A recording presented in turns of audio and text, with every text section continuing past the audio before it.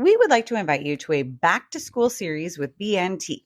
We are thrilled that you are the kind of teacher that is ready to go and dive into some practical and creative planning with us. This mini series is going to take you through 5 days, 5 categories of prep, and about 5 minutes each, with inspiration to ensure your back to school season is fun, really fun for both you and your students, and also to set you up for a successful academic year ahead. Head to bravenewteaching.com/back to school and you'll be ready to join us and look at classroom setup, community building, teacher meal prep, getting ready with us, and even our #1 first day of school lesson plan. Again, that is bravenewteaching.com/back to school to make sure you don't miss any of it.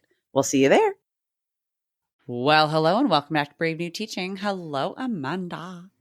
It's back to school time, Marie. Hello. It is, and a welcome to a new season of the Brave New Teaching podcast, friends. I can't believe it. I know. We are very happy to have you here. If you have been around Brave New Teaching since the very beginning, the April of 2020, raise your hand. Look at all of those thousands upon tens of thousands of hands going up in the air. I'm overcome. Overcome. I mean, We've come a long, long way. We absolutely. And I'm excited for another back to school season with our friends of the podcast, because this time of year is always like there's such a burst of energy. Like you can't avoid it. Actually, it's inevitable. It's inevitable. Well, and yes, we have made some changes here and there to some things that we've got going on the podcast, because we are now, let's see, what episode is this? 215 of the Brave New Teaching podcast. That's not to mention upwards of 85, 86 episodes of Happy Hour. So whatever that math is, it's a lot, okay? It's more than 300 episodes of Brave New Teaching, of the two of us talking about all sorts of things, teacher life and school life and classroom life and all of the above. And so we are taking this back to school season opportunity to kind of do a little bit of a shift and do some more like actionable right here, right now episodes that we think are really going to benefit where teachers are specifically right now as we're recording, and this is airing in the fall of 2024, right? Like it's a different world than it was in April of 2020 when we started, and things have ebbed and flowed in the last 4.5 years. 4.5 years, Amanda.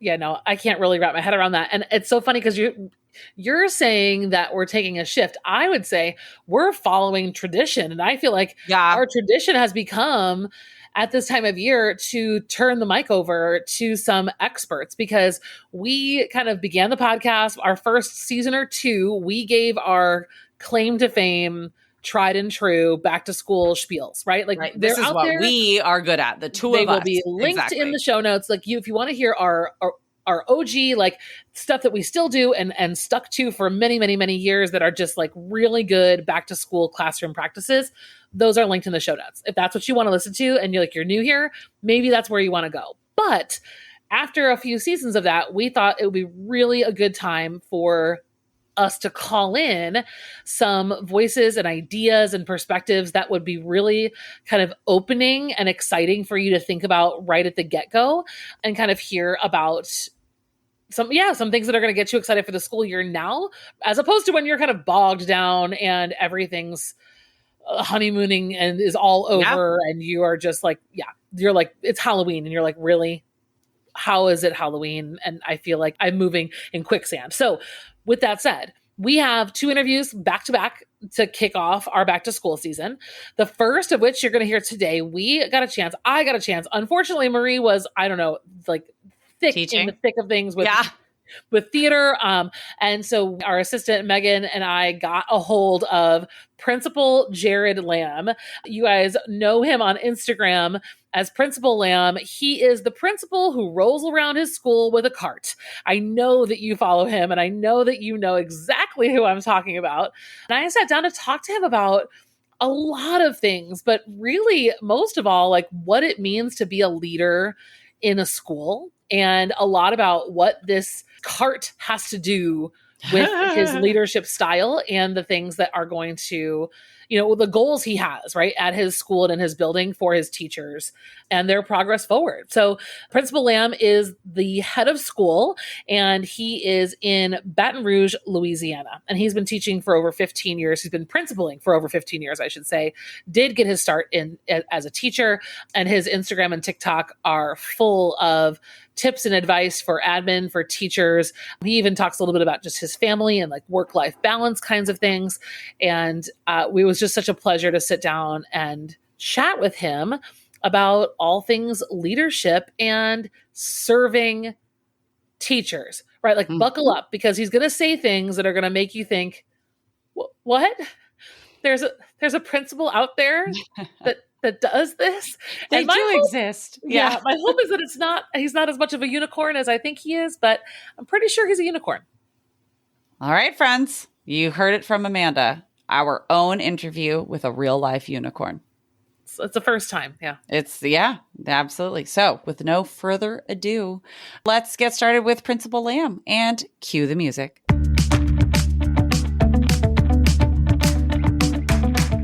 You're listening to Brave New Teaching, and we are so much more than a podcast. We give teachers the inspiration, support, and tools to challenge the status quo. I'm Amanda, and I'm a former English teacher from Illinois. And I'm Marie, and I'm a teacher from Southern California. Join us at bravenewteaching.com to find out more about our courses, festivals, and get every episode's show notes. We're so glad you're here. Enjoy the show.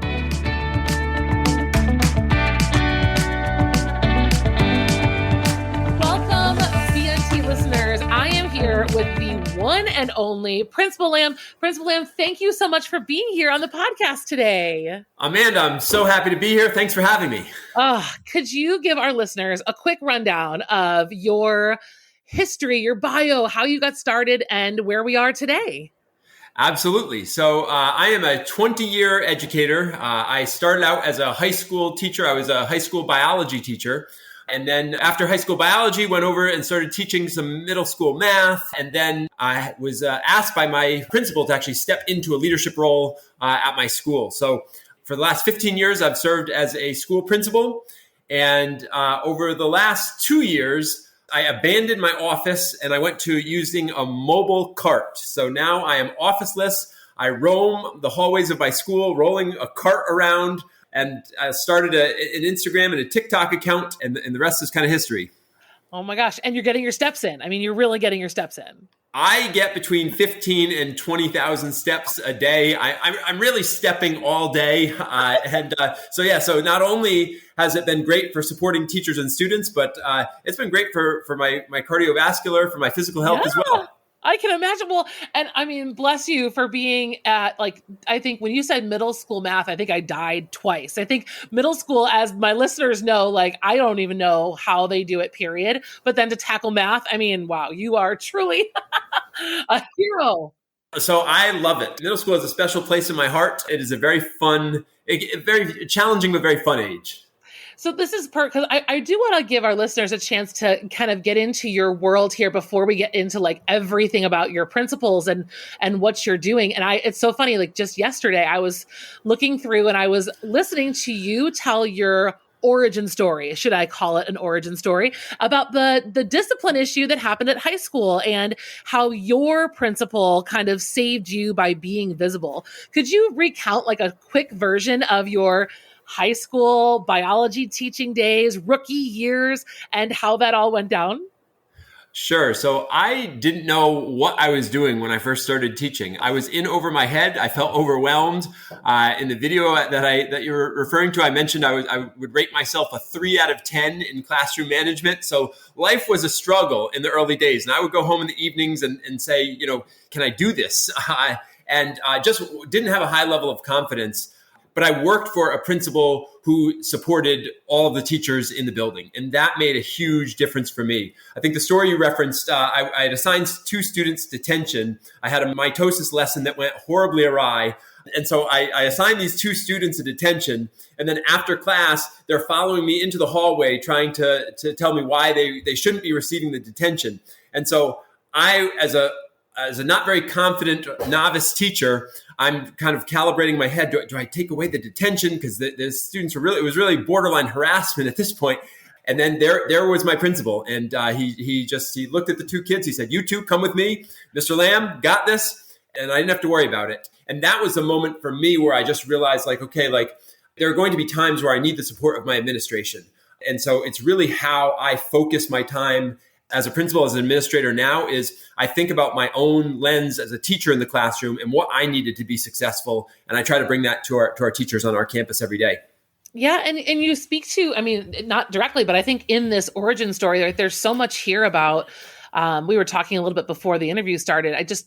I can remember this too from being a first year teacher. There's such a culture of fear around this when you're first starting, especially the fear of doing things wrong, instead of a culture of, I expect you to do everything wrong. And I'm here to help you. You know, I feel like a lot of new teachers feel like there's a gotcha experience. Have you ever, I mean, it sounds like you've had a lot of really good experiences. Have you ever felt that or seen that other places where teachers are feeling like they're out or they're always afraid they're going to get got? Yes. So I was really fortunate just for administrators who I work for. When I was working in the classroom, I always worked in supportive environments where I felt like the administrators had my back. And that really has kind of informed my work as an administrator. But I definitely think it's a sentiment, you know, even in my interaction with a lot of the followers on social media, they'll share with me just like gotcha moments and just bad experiences with school administrators.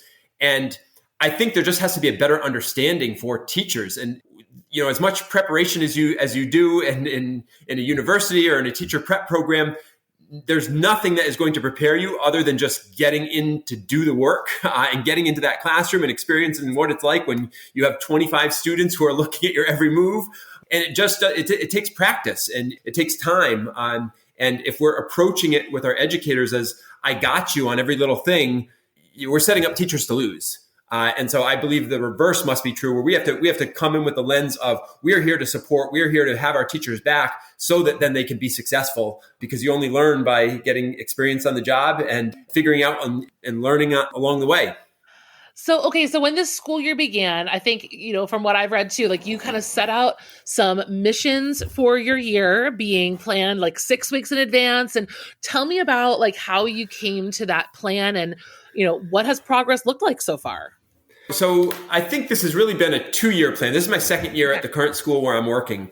And there's a couple foundational things that we just really try to lead with. One is this idea of like, as administrators, our administrative team, we are here for teacher customer service. Like that is our number one goal, is to make sure our teachers are well supported.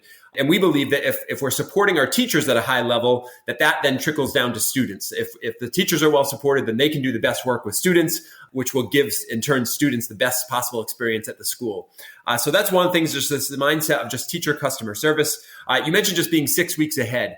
One of my goals is to make sure, as much as possible, I want to alleviate surprises for our teachers and for our team. I never want people to be caught off guard by last minute schedule changes. And I think there's a certain level of variability that is natural for work in schools. You know, the student gets sick and throws up in the back of the classroom mid-lesson. That stuff is going to happen. But as much as we can plan in advance to kind of alleviate surprises for teachers, I think that sets up schools for both teachers and students to be successful. Another priority for us is making sure that just teachers are supported with classroom management, with school culture related situations, and where they feel like the administrators have their back in those situations, so that the instruction can always be on the learning. I'm like, Jared, I don't know if you have gotten this reaction from people, but when I listen to you talk, it's emotional. It's emotional for me, and I'm not even currently in my classroom. And what I listen to, even on social media, I can't remember an experience of being supported by an administrator, period, in my entire career. I mean, to that level. Do you find that when you talk to people outside of your bubble? I mean, this is, to me, like revolutionary. I think it's been one of the surprises for me. When I started this summer, I started posting just about stuff that our team does on social media. And the responses that I got actually kind of surprised me, because for me, this has just been how I've operated. And even before I had the rolling cart, like I've always tried to lead with the lens of like, I'm here to provide teachers with the best possible support. And for me, it all comes back to like, I think about my days in the classroom. I think about what it was that set me up for success, to be successful. And then I try to create those same scenarios for the educators on our team.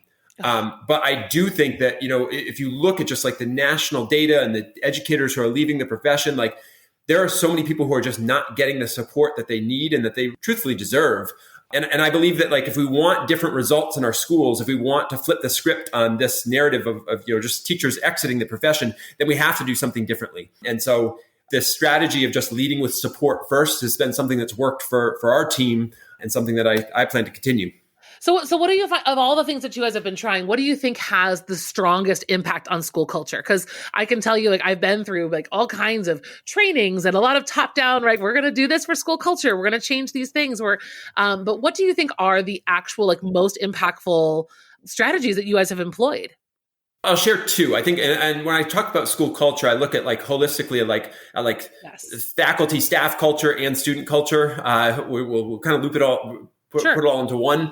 But I think from a staff culture standpoint, I think one of the key actions that we do at our school is every morning I start my day by just rolling my cart around class to class, checking in with each teacher. I deliver a morning memo to the teachers. So that has like any logistics to avoid any surprises going into the day. Always include a shout out from an instructional excellence from the day before. So I always have a picture of the teacher in the morning memo. But I do those individual check-ins to just ask teachers, is there anything that you need? How can I support you for heading into the day? And those check-ins, I think, just like make people feel valued and supported right out of the gate. And I just put a stake in the ground and said, you know what? No matter what happens at my campus, I'm going to prioritize doing this every single morning. Yeah. So I think that goes a long way. And just even teachers don't always have a need, but just knowing that like on the morning when the projector is down or on the morning when the copier had a massive issue and they don't have the copies they need for that lesson, like they know that I'll be walking around and supporting them in that moment when they need it. And so I think in terms of staff culture, I think that goes a long way. I stay up at night just thinking about what is it going to take for us to keep our teachers in our classrooms, because they're really the difference makers in our schools, I believe. And so leading with support, making sure they have what they need is always going to be a top priority for me. I think on the student culture side of things, oftentimes there's like a finger pointing at the teachers of like, well, this kid isn't behaving. And so like, this is the teacher's fault for the teacher not doing X, Y, and Z. Mm-hmm.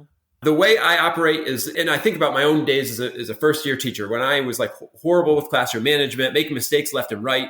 But I think the thing that was like, that helped me to be successful was I did have supportive administrators who, even when I messed up, they weren't pointing the finger at me saying like, you did this wrong or you did this. And so the one thing that I learned from my administrators was like, I was always supported in the moment.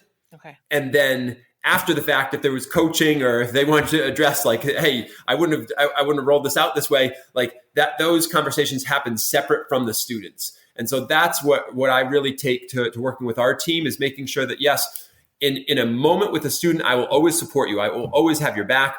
And then we'll also have those conversations to coach you up and to make sure that, that your classroom culture gets to even stronger place.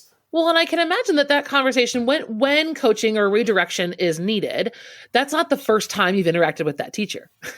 So yeah, absolutely. I can imagine that makes that conversation already so much more supportive. And I think that's when you talk about visibility, I'm thinking about like the lack of visibility that I am used to. I am used to a culture of, I see my principal at an evaluation or when there's something seriously wrong. He's a last resort. She was a last resort in both of the schools where I was. And the opposite vision, I mean, I can't imagine like that even makes sense for an administrator. I feel like that probably just causes a whole lot more headaches to have that kind of tension within the culture. You know what I mean? Yes. I know exactly what you mean. I think that one of the things that I try to do is, it's to the point on our staff where like people are sick of me, right? I'm walking in the back of the class. Oh, here's Mr. Lamb again. Oh, third time visiting me today. What is this guy? Like, get a life, man. But I think that like just that visibility, I think makes a huge difference, because then people see me as, not someone I'm in our classes all day. So I think, there is a level from our students of like, okay, we're going to respect the principal and sure, he's coming in to check to make sure everything it looks good here. But I think people are used to seeing me. So there's not like a fear factor that goes with it. And that's how I want it to be for our teachers, is feel like, look, I'm here to support you. I'm here to make sure that you have everything that you need to do your best possible work on the team. But I'm not coming in, to point fingers on what's not being done. I'm not coming in to fault find. That's not the point of it. Everyone's having like shock moment, right? Shock waves are rippling through cars and little headphones right now. Like, what? This is And you were talking about it earlier. Like, how much stronger and more supportive and academically successful, socially successful is a school going to be when teachers are feeling empowered, trusted, supported? I mean, all of that's only going to make your school better on every single point, right? No matter what the test score situation might be or whatever other issues might be going on, if teachers, like you said, are feeling like they belong, they're cared for, that is the missing piece. Hands yes. down. So, I mean, I'm a little biased, I think, but I hear you and I hear that you get it. So it can't really be a true mystery, I don't think. So this is a little bit off script, Jared, because I had kind of thought about this while we were talking earlier as well. Has your principalship shifted at all since becoming a parent? Because I think about this all the time, that when I go back to the classroom one day, I know that I will be an exponentially better and different teacher after becoming a parent. Did parenthood alter or change any of this for you? Absolutely. It's funny when I think about myself, when I first became administrator, I was in my 20s and I kind of cringe thinking about just like how much I've learned now that I didn't know back then. I think being a parent just definitely shifts how you look at this, just because you see the whole other side of it outside of the 8 hours of the school day. I think the biggest thing that has been a takeaway for me is I kind of take this like holistic vision, whereas pre-kids, I was thinking more of just like from like an academic lens of are we moving forward? Are the students on target with learning? But I think as a parent, you think about like the entire well-being, your child's whole entire experience. And so I think one of the big shifts for me is I've always had like I'm always focused on like academics and making sure that our students are academically prepared. But I spend a lot more time thinking about how are we catering to the whole child? How are we teaching character, embedding more fun and joy into our school day? And so that's one of the big changes that just the parent perspective has added for me. Yeah, I think that word perspective has been it for me too. I just, I feel like I don't know. There are just so many things about being a parent that have made me more empathetic. I've learned a lot more about neurodivergency with my own children and myself as a parent. Yes. And just like, there are so many things that I would love to do differently. And I think you said like having fun. I saw you getting slimed and, all just kind of letting go of the seriousness once in a while to just be a person. I mean, was that disgusting? Was it so gross? I got slimed probably close to 200 times. It was, I was so disgusting by the end of it that I had to take a Q-tip and get the slime out of my ears. And one of the most unfortunate parts is we had a school event later that night that I had to prep for. So I didn't even get to go home and shower in between. So I just had to spray myself off in the hose behind the school. And then I brought a change of clothes to change into. So I'm kind of embarrassed to admit that, but hey, I'm going to be honest, if nothing else. And you're in Louisiana, so it's probably warm enough to do that. I'm in Chicago. I can't even imagine. I don't even know where I would go if I was covered in that much slime this time of year. Like, oh my gosh. It was an experience for sure. But again, those kind of things are the things that when you have the opportunity to just have fun events with students and just, the laughter, the student reaction, like I would do it again in a heartbeat. So that kind of brings us to this Instagram, TikTok world. I mean, what is it that, got you to think I should create a TikTok? I should create an Instagram. I should start sharing this. What was the impetus for this creation, this moment? So great question. So it all started actually because it was last spring, and I saw there was an article in a local Louisiana publication about a Louisiana Principal of the Year who started a TikTok account. And in the article, he was quoted and he shared, I've been showcasing a little bit of the work happening at my school, and it's helped us with teacher recruitment. And so I was like, we're gearing up for, spring testing. And then of course the end of the year is always a blur. So I had this in the back of my head. I was like, oh, that would actually be cool to start a TikTok account and kind of showcase some of the work that's happening at our school. And I actually started it thinking through the lens of like, this could be a cool way for like to recruit future teachers to our team. Our team is growing here. We're adding a high school. We're increasing the size of our middle school. So I was like, for the next several years, we're going to need more teachers. So this would be a cool idea. So it was actually funny. It was actually the first Saturday on my summer break. I come into school. So I just finished on Friday. I come into school on Saturday morning. And I said, I'm going to film. If I don't hold myself accountable, I'm never going to do it. So I'm just going to come in. I'm going to film a TikTok video. And I'm not going to leave until I have the video filmed. So I come into school. At this point, I arrived at school. I didn't even have a TikTok account. So I have to I'm like sitting at school, like downloading like the TikTok app. I have no idea how to even make a TikTok video because I've never even used the app or even watched TikToks through the platform. So I have to figure it all out. And so I record this video of me just rolling the cart around my school.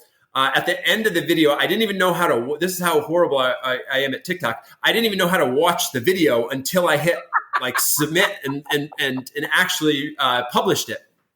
And so then I watch it and it's like it has me with this like shaky hand. You can barely see it. Like it was a horrible quality video. But it was just the video was me just talking about how I support teachers by walking around on a cart and that I've abandoned my office.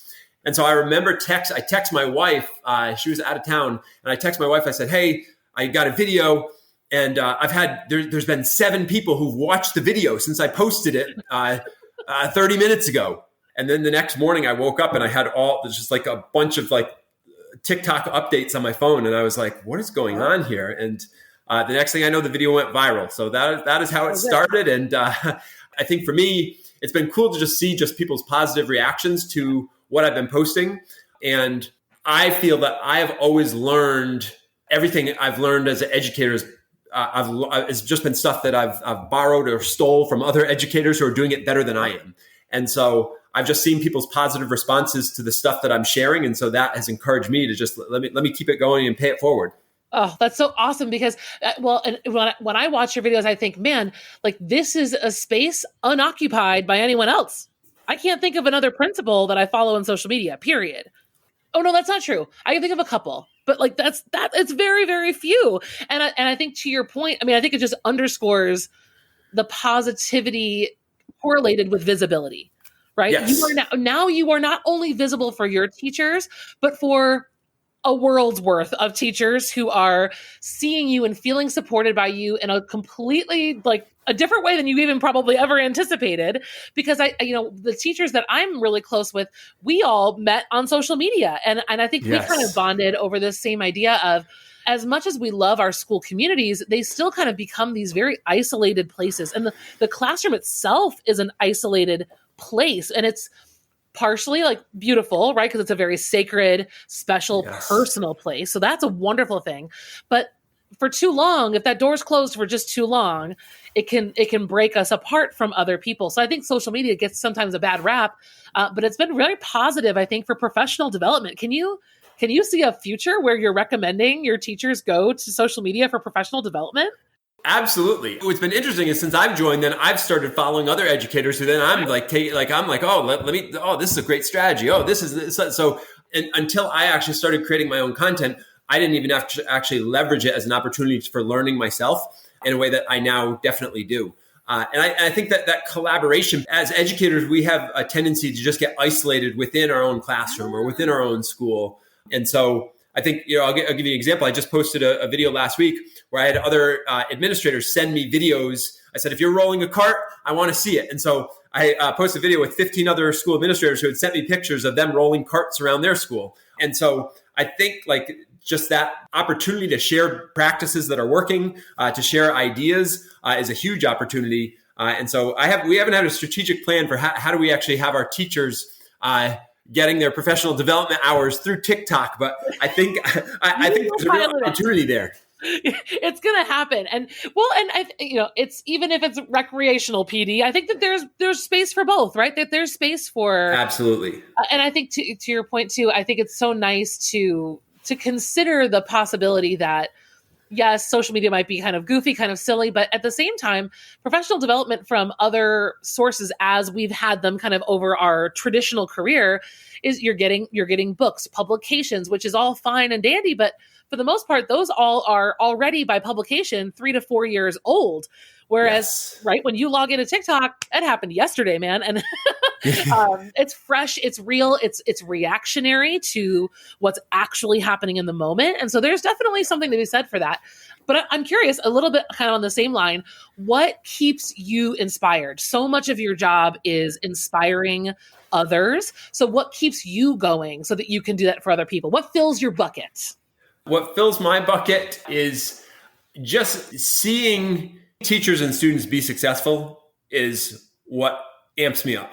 When I see just like the impact of the work that we're doing on campus and seeing how, I'll give you an example. We did an academic jacket ceremony with our students where we had 175 students who earned these academic, they got these like varsity Letterman jackets for their academic performance. And just seeing the pride on the students' faces when they were called up on stage to get these jackets, seeing the celebration with the families, those are the moments that just like that just keeps me going. So I think more than anything, it's just seeing teachers and students just be successful is everything I need to stay energized. Okay, so I have probably talked your ear off. This has been a wonderful time together. We are definitely going to get together for some kind of creative, podcasty, TikTok-y, I don't know, PD future, I'm sure. I love it, Amanda. But before we leave, I do have to ask you, because this is Brave New Teaching, hosted by English teacher nerds all the way. What have you read lately that you would either recommend or not recommend? Bad books are also welcome. We are happy to trash things. And these don't have to be inspirational or business or school related. They could be, if you're reading Fourth Wing or a fantasy series, like, we want to hear about it. The people need to know what you're reading. Oh man. So I probably have maybe a boring answer on this, but one of the books that I'm using, I use it nonstop with all of our teachers, is Teach Like a Champion, Doug Lemov. This is something that we use throughout our school. And so we're coaching teachers with professional development. So that is one of my frequent reads. That's something that we use for coaching our teachers. I'm also a huge fan for my own professional development. I use it's a book by Paul Bambrick Santoyo, and that is Leverage Leadership. And so that's something that he talks a lot about, just like the 7 levers for highly effective school leaders. And so that's something that we are constantly using. I use it myself, and then we use it with our leadership team. So maybe those are boring school-related answers, but those are my big reads right now.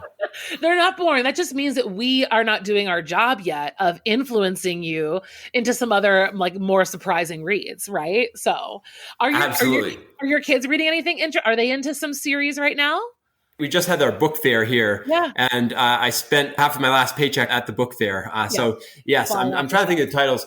One thing that your listeners might also enjoy hearing too is one connection I have to literacy myself is that my dad is actually an author.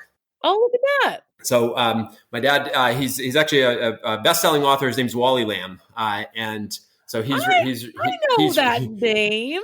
He's written She's Come Undone. I Know This Much Is True. The Hour I First Believed. So shout out to my dad. Definitely check out his books if you're looking for a good read. I absolutely know these titles. Wally Lamb is your dad. Look at this.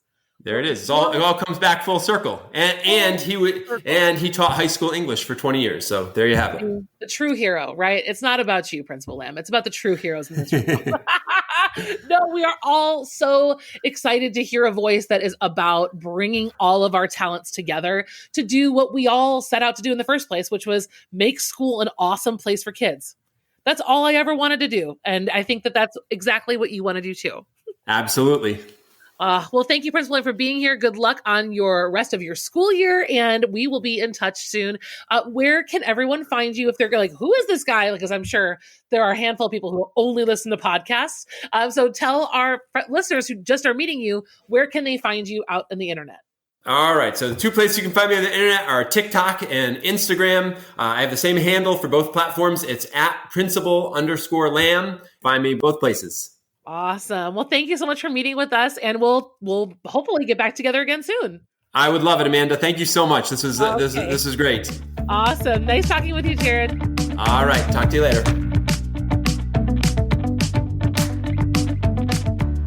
Thanks again for listening to Brave New Teaching. We'd love to keep the conversation going over on Instagram. And while you're there, check out the links in our bio for the most up-to-date events going on in the Brave New Teaching community. Thanks for being here and have a great week at school.